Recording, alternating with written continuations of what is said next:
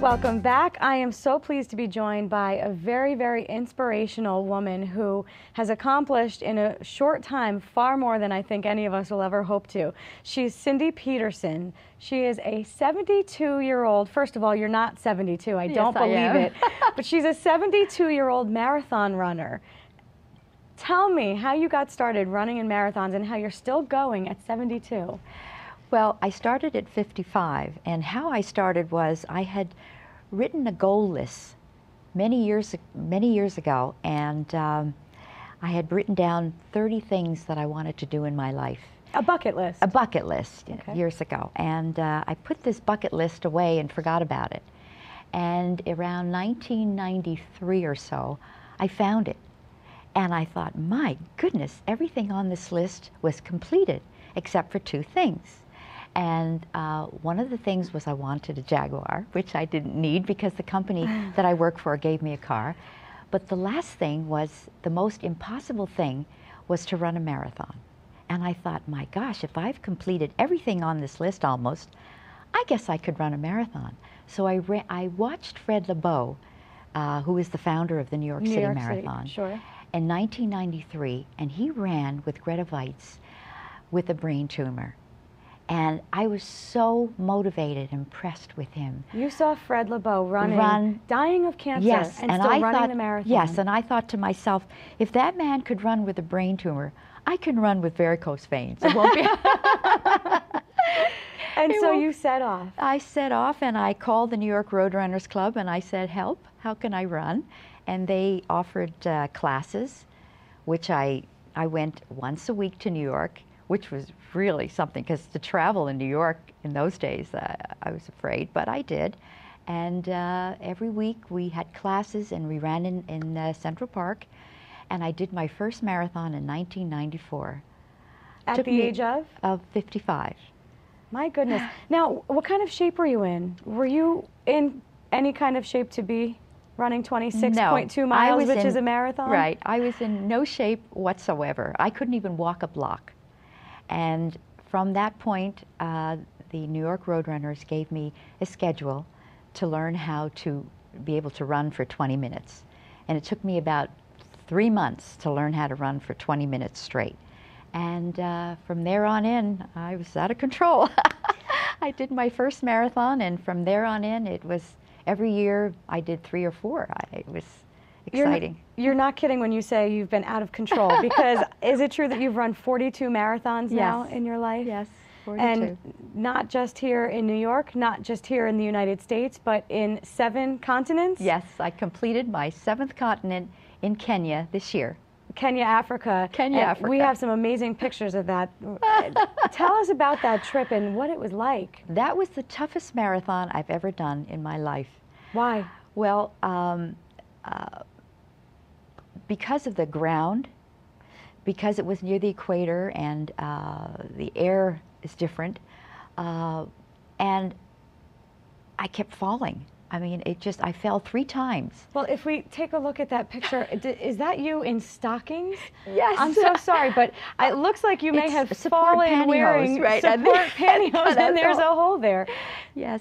So what happened was, we needed to get to the half marathon by 3 hours and 20 minutes, or they would sweep you off. You're finished. And I thought to myself, I didn't come all the way to Africa to get swept off.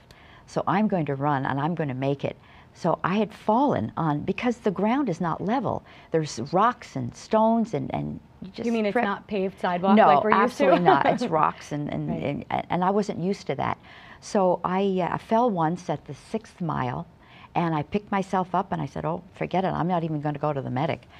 And then I kept running, and then again I fell, I believe, at the 10th mile. I thought, oh my gosh, now they're open wounds. Not only at one knee, it's the second knee. And, but then I still can't stop at the medic because I have to get to the half point. You had to finish. Yeah. Did you finish the marathon? I did, but I have to tell you what happened. Well, we got to the midpoint, and I went to the medic, and then all of a sudden I hear over the microphone, the last runner has come through. And that's you. That's me. I'm saying, how am I going to tell my friends I'm going to be the last runner? But it doesn't matter because you finished it. I know you also were at Easter Island, beautiful Yes. Easter Island. Yes. Tell us about that journey. Well, that was wonderful. They had all these moais, which are the stone heads, and it was an amazing trip. That trip, that's 2,000 miles off the coast of Chile. That was my South America marathon, and absolutely amazing.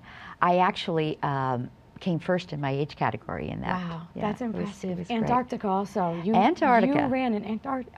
Yes. Who does a marathon in Antarctica, I ask you? Well, that one was amazing because we're in the Guinness World Book of Records on that one because of the fact that the weather got so bad that we had to run on the ship. And I ran 320 laps around the ship. Unbelievable. We had the captain of the ship said we could do it, but we could only do it 20 people at a time, so it took almost 2 days.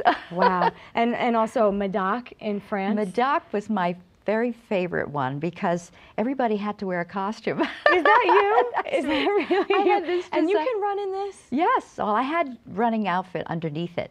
Okay. So it became, my costume was running friendly and runner friendly rather. And I actually got first prize for the costume. I wanted to be a Folies Bergère dancer in my next life. Oh man, you're unstoppable in this life. Forget about the next one. You've actually started a running club, is that right? I was one of the originals of the Mercury Masters, which are women over 50. And we started, 6 of us in 1996. We ran in Boston, and that was the beginning of us. And we are women over 50. We run, some of us are marathon runners, some of us just run for fun, but it doesn't matter. And we're there for each other. We just did a fun run last week where we ran from 90th Street and Fifth Avenue, and we stopped at the Bergdorf and stopped at the tree, and it was just a fun run. What does running do for you? Because you light up telling these stories. Oh yes, it motivates me. It makes my body feel good. When I run in the morning, because I always run it before I go to work, I get all my problems solved. It's just, I don't run with music. I just think about my day and think about how wonderful it is to be at my age, to be out there, and it starts my day. And if I don't run, I'm down in the dumps. We only have a few seconds left, but are you ever going to stop running? Never. Never? Never. You know, your energy is contagious, your story is contagious. Right. I really hope that you've inspired, and I'm sure that you've inspired a lot of people to get out there and at least get physically fit. Can I just say one thing? You don't stop running because you get old. You get old because you stop running. What a way